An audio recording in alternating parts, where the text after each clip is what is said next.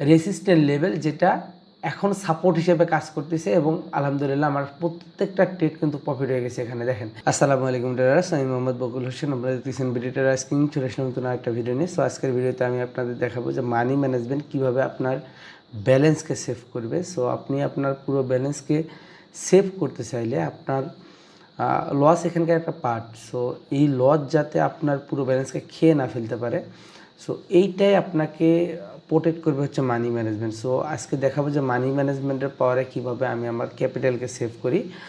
So কথা না বাড়ায় সরাসরি আমি চলে যাচ্ছি মার্কেটে। এই মুহূর্তে যদি আমি দেখাই তাহলে আমার ব্যালেন্স কিন্তু $264 আমার অলরেডি প্রফিট আছে। সো আমার এই সেশনে আমি এখন চেষ্টা করবো আরও কিছু প্রফিট এখান থেকে বের করার জন্য। সো অবশ্যই আমি মানি ম্যানেজমেন্ট ইউজ করব। আমি আপনাদের চেষ্টা করব রিস্ক অ্যান্ড রেওয়ার্ডটাও দেখানোর জন্য কীভাবে আমি রিস্ক নিই। সো এখান থেকে আমি 2টা ট্রেড প্লেস করে দিলাম ডাউনের জন্য। সো এই 2টা ট্রেড ডাউনের জন্য প্লেস করার পিছনে রিজন হচ্ছে যে মার্কেট অনেকটা উপরে গেছে। আমি সেফটি অ্যান্ড মার্জিন থেকে হচ্ছে একটা ভালো অপরচুনিটি পাইছি। লাস্ট ক্যান্ডেলে বায়ার অনেক বেশি অ্যাক্টিভ ছিল, কিন্তু এই বায়ারটা এত উপরে যাওয়ার আসলে পসিবিলিটি ছিল না, যেহেতু উপরে একটা 6080 রাউন্ড নাম্বার আছে। সো মার্কেট এখান থেকে রিভার্স করার একটা চান্স ছিল উপরে, যেহেতু সেলিং এরিয়া। সাইডে দেখতে পাচ্ছেন একটা অনেক বড় ক্যান্ডেল ক্রিয়েট করছে। সো মার্কেট এখান থেকে এই সেলারটা অ্যাক্টিভ হওয়ার পসিবিলিটি ছিল, এই জন্য মূলত আমি এখান থেকে প্লেস করছিলাম। এবং এইখানে একটা ট্রেন লাইন আছে, আমি এটাও একটু ড্র করে দেখাই আপনাদের। সো তাহলে বুঝতে পারবেন যে আসলে ট্রেডটা কেন প্লেস করা হয়েছে।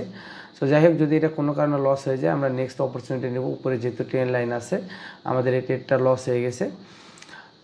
প্রথম ট্রেড আমাদের লস। সো আমি এখান থেকে দ্বিতীয় ট্রেড অপরচুনিটি নিচ্ছি। এখানে একটু বেশি নিলাম, 6টা ট্রেড প্লেস করেছি 2টার বিপরীতে, যেখানে 4টা করা মানে উচিত ছিল এখানে। তবে এইখানে এই যে 6টা ট্রেড প্লেস করেছি, এখানে একটু রিস্ক বেশি নিয়েছি, কারণ এখানে রেওয়ার্ডটা বেশি আসবে। যেহেতু মার্কেট আগের ক্যান্ডেলে রিভার্স করার চান্স ছিল, মার্কেট 6080 রাউন্ড নাম্বারটা ব্রেক করে ফেলছে, যেখানে একটা স্ট্রং সেলারের আগে এন্ট্রি ছিল। সো মার্কেটে সেই সেলারটা অলরেডি অ্যাক্টিভ আছে, যারা এখান থেকে সেল করে দিবে। এরপরে উপরে একটা ট্রেন লাইন, যেটা মার্কেটটাকে একটা নির্দিষ্ট ট্রেন থেকে রিভার্স করতেছে, সেলার প্রেশার ক্রিয়েট করতেছে। তার মানে এই জোনটাও সেলিং জোন। এর উপরে গেলে মার্কেট গেলে এটাকে এখান থেকে সেলার অ্যাক্টিভ হওয়ার চান্স ছিল। এই জন্য মূলত ট্রেন লাইনটা ড্র করার পরে আমি উপরে একটা ভালো এন্ট্রি দেখে আমি এখানে একটু রিস্ক বেশি নিয়েছি, যাতে করে রেওয়ার্ডটা আমি বেশি পাই। যেহেতু আমার 2টা ট্রেড অলরেডি $200 লস, এর বিপরীতে আমি $600 ট্রেড প্লেস করেছি, যাতে আমি এখান থেকে একটা ভালো রেভিনিউ বের করতে পারি। দেখেন অলরেডি কিন্তু আমার এখান থেকে হচ্ছে 6টা ট্রেডের প্রফিট হয়ে টোটাল $580 প্রফিটে আমি চলতেছি আমার। দেখা যাক পরবর্তী চান্স আমরা কোথায় পাই। মার্কেট এখান থেকে জিবিবি ইউএসডি, সো এই মার্কেটটা দেখতেছি কন্টিনিউ করার চান্স আছে। সো যেহেতু সময় আছে আমরা একটা কন্টিনিউ ট্রেড করি। এই মার্কেটটা অলরেডি উপরকার লেভেল থেকে কিন্তু নিচে চলে আসছে। এরপরে দেখেন একটা ক্যান্ডেলের উইকের ভিতরে আরেকটা ক্যান্ডেল ক্লোজ করছে। সো এই সিচুয়েশনগুলোতে রিভার্স হওয়ার চান্স থাকে বেশি। উপর থেকে সেফটি অ্যান্ড মার্জিন থেকে রিভার্স নেওয়া যায়। আবার এইখান থেকে মার্কেট কন্টিনিউ করারও চান্স আছে, যেহেতু একটু গ্যাপ আছে, মার্কেটটা গ্যাপটা ফিল আপ করতে পারে। এবং ট্রেন্ডটা অলরেডি চেঞ্জ হয়ে গেছে, যেটা হচ্ছে ট্রেন্ড ছিল হচ্ছে সেলার ট্রেন্ড, মূলত এখানে ডাউন ট্রেন্ড ছিল। এই ট্রেন্ডটা রিভার্স হয়ে অলরেডি আপ ট্রেন্ড স্টার্ট হয়ে গেছে। যদি স্ট্রাকচারটা আপনারা দেখেন তাহলে দেখতে পাবেন যে নিউ মানে সবার নিচের লো ক্রিয়েট করার পরে নিউ হাই ক্রিয়েট করছে, আবার হচ্ছে লোয়ার হাই মানে হচ্ছে হায়ার লো ক্রিয়েট করে আবার নিউ হাইয়ের জন্য মার্কেট এখানে চান্স নিচ্ছে। এই জন্য দেখেন এখানে আবার সেলারই চলে আসলো এবং আমার ট্রেডটা কিন্তু লস হয়ে গেল। এখানে কিন্তু বায়ার আসার চান্স ছিল, কিন্তু লাস্ট মোমেন্টে কিন্তু সেলার এসে ট্রেডটা লস হয়ে গেছে। অপরচুনিটি ছিল, যে কনফিউশন যেহেতু ছিল মার্কেট, এখানে কিন্তু আমাদের লস হয়ে গেছে। ব্যাপার না, আমাদের একটা ট্রেড লস হয়ে গেল। সো লস হলে এমন না এক ট্রেডে কিন্তু আমার পুরো ব্যালেন্স লস হয়ে গেছে, এমনটা কিন্তু না। আমার $100 লস হয়েছে। আমি দেখি পরবর্তী অপরচুনিটি আমি কোথায় পাই, যেখান থেকে পাবো অপরচুনিটি পাবো সেখান থেকে ট্রেড প্লেস করে দেবো। দেখা যাক নেক্সট অপরচুনিটি কোথায় পাই। এখানে কিন্তু প্রাইস অ্যাকশন বেশি কাজ করছে, কিন্তু এখানে যে চান্সটা ছিল ট্রেন লাইনটা এবং উপরে গ্যাপটা, এটা কিন্তু মার্কেট নির্দিষ্ট সময়ের ভিতরে ফিল আপ করে রিভার্স করে আসছে। যাই হোক, এখান থেকে আমি আপের জন্য ট্রেড প্লেস করে দেবো। ওকে, আমি টোটালে এখানে 3টা ট্রেড প্লেস করে দিছি। সো এখান থেকে 3টা ট্রেড প্লেস করার রিজন হচ্ছে নিচের দিক থেকে যদি আমরা দেখি, তাহলে এই আগের যে বায়ারটা অ্যাক্টিভ হয়েছে, এই বায়ারটা নিচে থেকে একেবারে উইক ক্রস করে স্ট্রংলি আপে চলে আসছে। একটা স্ট্রং ক্যান্ডেল বিপরীতে যখন একটা অপোজিট পার্টি আসে এবং সেটা ক্যান্ডেলটা নর্মাল হলেও কিন্তু ওই যে যেহেতু স্ট্রং ক্যান্ডেলের বিপরীতে আসছে, তার মানে এটাও সেলারটাও মানে বায়ারটাও স্ট্রং, এই জন্য এটা কন্টিনিউ করার একটা চান্স আছে। যদিও এখন পর্যন্ত এখানে ডাউন ট্রেন্ডে আছে মার্কেট, দেখা যাক কি হয়।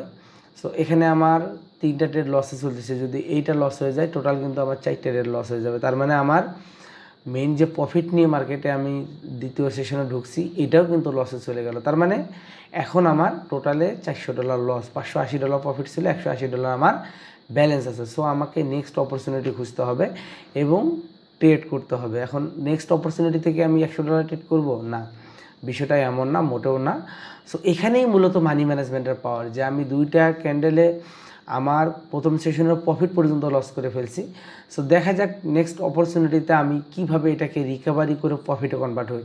সো এই যে আপনার ব্যালেন্সকে সেভ করবে, আপনার পুরো ব্যালেন্সটাকে রিকভারি এবং প্রফিটে আনবে, এইটা হচ্ছে মানি ম্যানেজমেন্টের পাওয়ার। সো মানি ম্যানেজমেন্ট মূলত এই জায়গায় আপনার সিকিউরিটিটা দিবে। সো দেখা যাক আমরা এই যে দেখেন এখানে রিটেসমেন্ট কমপ্লিট, মার্কেট এখানে কন্টিনিউশন করবে। সো এই জন্য আমি এখান থেকে টোটালে কিন্তু অনেকগুলো রেট প্লেস করে দিয়েছি, মোটামুটি এখানে 10টা রেট প্লেস করা আছে। সো 10টা রেট আমার আপের জন্য প্লেস করেছি, যেহেতু মার্কেট এখানে দেখেন লাস্ট যদি 2টা ক্যান্ডেল দেখি, মর্নিং স্টারের পরে একটা স্ট্রং ক্যান্ডেল, এরপরে রিটেসমেন্ট আসছে। মূলত মার্কেটের এই যে লাস্ট যে সেলার ক্যান্ডেলটা, এটা স্ট্রং ক্যান্ডেল ক্রিয়েট করতে পারেনি এবং এই সেলার ক্যান্ডেলটা হচ্ছে স্টপ ক্যান্ডেল, মানে এর আগে এক্সট্রিম ছিল, এক্সট্রিম থেকে কিন্তু মার্কেট স্টপ হয়ে গেছে। এরপরে যদি আমরা এখানে দেখি তাহলে এখানে মার্কেটের দেখেন এই যে এইখান থেকে মূলত রিটেসমেন্টটা আসতেছে। দেখেন এখানে একটা হচ্ছে 360 রাউন্ড নাম্বার আছে, যেটা মূলত একটা রেসিস্ট্যান্ট লেভেল, যেটা এখন সাপোর্ট হিসেবে কাজ করতেছে এবং আলহামদুলিল্লাহ আমার প্রত্যেকটা ট্রেড কিন্তু প্রফিট হয়ে গেছে। এখানে দেখেন কত সুন্দর করে মার্কেট এখানে ব্রেকআউটের পরে রিটেসমেন্ট দিয়ে কন্টিনিউশন করার একটা চান্স এখানে আছে, কিন্তু আমার যেহেতু ডোজি ক্যান্ডেল দিয়ে প্রফিট দিছে, মার্কেট এখন পর্যন্ত এখানে কন্টিনিউশন করবে, এই জন্য আরও একটা ডেট প্লেস করে দিলাম এই ক্যান্ডেলে এবং এইটাও ইনশাআল্লাহ আমার প্রফিট হবে। সো এইটা যদি প্রফিট হয়, অলরেডি কিন্তু আমি একটা ভালো প্রফিট চলে আসছে আমার, প্রায় হচ্ছে $1000 প্রফিট চলে আসছে, যেহেতু 10টা ডেট প্লেস করা ছিল। সো 10টাতে আমার $860 প্রফিট চলে আসছে এবং এই ট্রেডটাও ইনশাল্লাহ ডিপ প্রফিট হবে, এটা আমি কনফার্ম।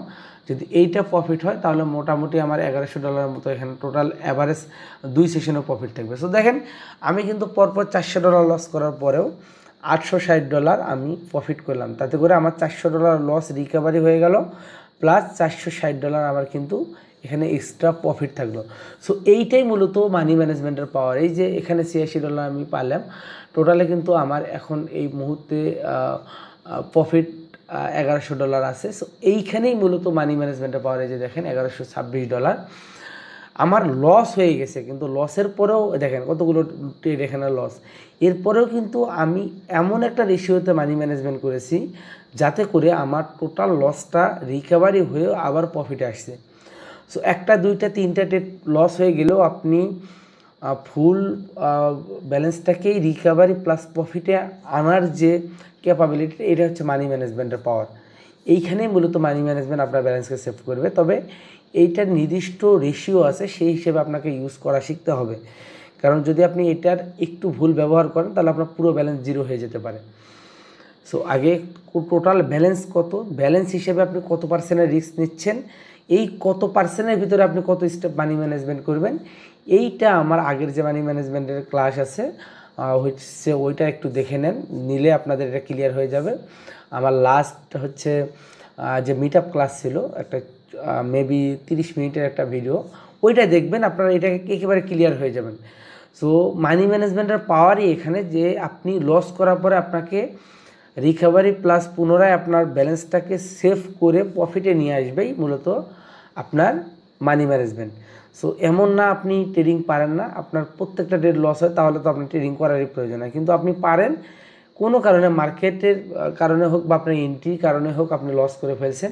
এই লস জায়গাটাকে মূলত এই লস করার ফলে আপনার যে ব্যালেন্সটার উপরে যে পরিমাণ হচ্ছে মানে রিস্ক থাকতেছে, এই রিস্কটাকে কমায়ে আপনার একটা রেওয়ার্ড দিয়ে প্রফিটে কনভার্ট করার সিস্টেমটাই আছে হচ্ছে মানি ম্যানেজমেন্টে। সো যেমনটা আমাদের আজকে টোটাল $1126, যেখানে 200 সামথিং প্রফিট ছিল, আর সেখান থেকে আমি অনেকগুলো লস করার পরেও কিন্তু দিন শেষে বা সেশন শেষে আমি প্রফিটেবল আছি। সো এইখানে মানি ম্যানেজমেন্টটা আমাকে সেফটি দিচ্ছে। সো যারা মানি ম্যানেজমেন্ট করেন না, অবশ্যই মানি ম্যানেজমেন্ট করবেন, এবং মানি ম্যানেজমেন্টের যে রেশিওটার কথা বললাম, অবশ্যই ভিডিওটা দেখে বুঝে নেবেন যে আপনার টোটাল ব্যালেন্স অনুযায়ী আপনার কত পার্সেন্টের ভিতরে আপনার হচ্ছে ট্রেডিং অ্যামাউন্ট রাখা প্রয়োজন, এবং ট্রেডিং অ্যামাউন্ট হিসেবে আপনি কত স্টেপ পর্যন্ত মানি ম্যানেজমেন্ট সিস্টেম ফলো করবেন।